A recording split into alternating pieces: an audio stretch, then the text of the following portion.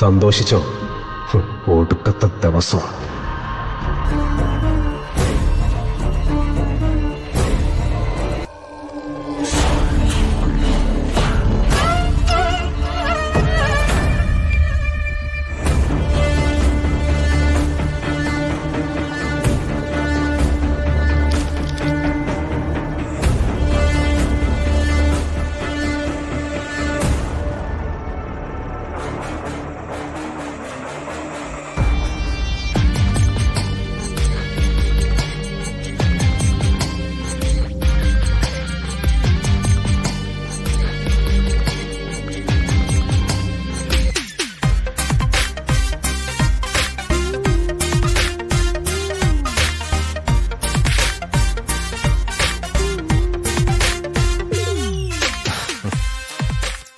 കൊള്ളാം.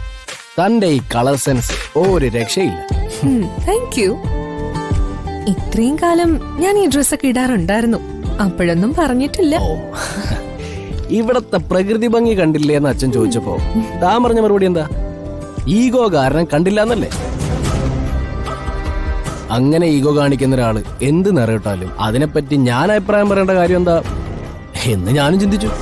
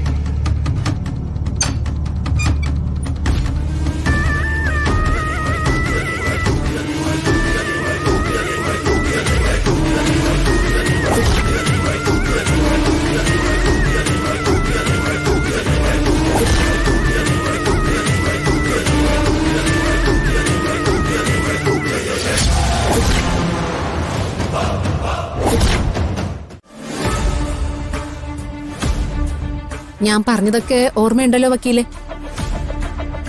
രാധികയുടെ ഭാഗത്തു നിന്നും പ്രത്യേകിച്ച് ചോദ്യങ്ങളൊന്നുമില്ലാതെ ഞാൻ നോക്കിക്കോളാം. ബാക്കി കാര്യങ്ങള് വക്കീലിന്റെ കയ്യിലാ. രാവിലെ ഒരു 10:30 ഞങ്ങൾ എത്താം. ഓക്കെ?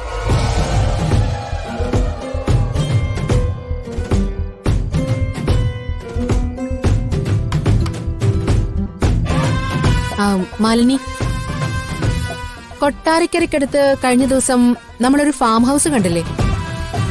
അതിന്റെ ആളുകളെ ഒന്ന് വിളിക്കണം. പറ്റുമെങ്കിൽ അടുത്ത ആഴ്ച തന്നെ അത് രജിസ്റ്റർ ചെയ്യാന്ന് പറ. അവര് എപ്പോഴും റെഡിയാണ് മാഡം. പക്ഷേ എന്താ ഒരു പക്ഷേ? നാളത്തെ രജിസ്റ്റർ ഓഫീസിലെ കാര്യങ്ങളിൽ എനിക്ക് എന്തോ ഒരു ആശങ്കയുണ്ട്.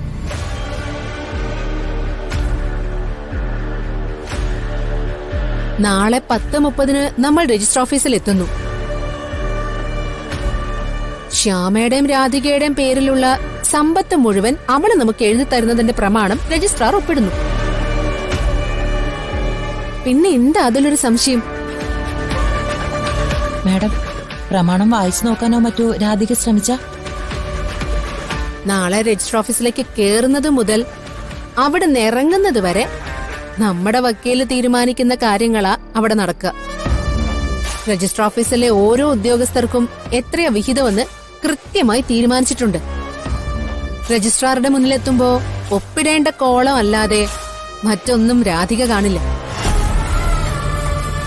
അങ്ങനെയാണെങ്കിൽ കുഴപ്പമൊന്നുമില്ല മാഡം. മാഡത്തിന്റെ ഐഡിയാസ് ഒന്നും പാളിപ്പോയിട്ടില്ല. അതുകൊണ്ട് എനിക്ക് വിശ്വാസമുണ്ട്. ഇതുവരെ കളിച്ച കളികളുടെ കലാശക്കൊട്ട നാളെ.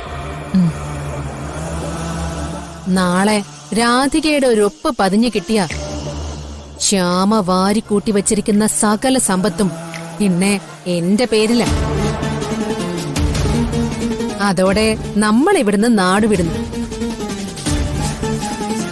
പിന്നെ നമ്മൾ പുതുതായി എടുക്കുന്ന ഫാം ഹൗസിൽ കുറച്ചു കാലം, ആഘോഷങ്ങൾക്ക് മാത്രമായിട്ട് കുറച്ചു കാലം.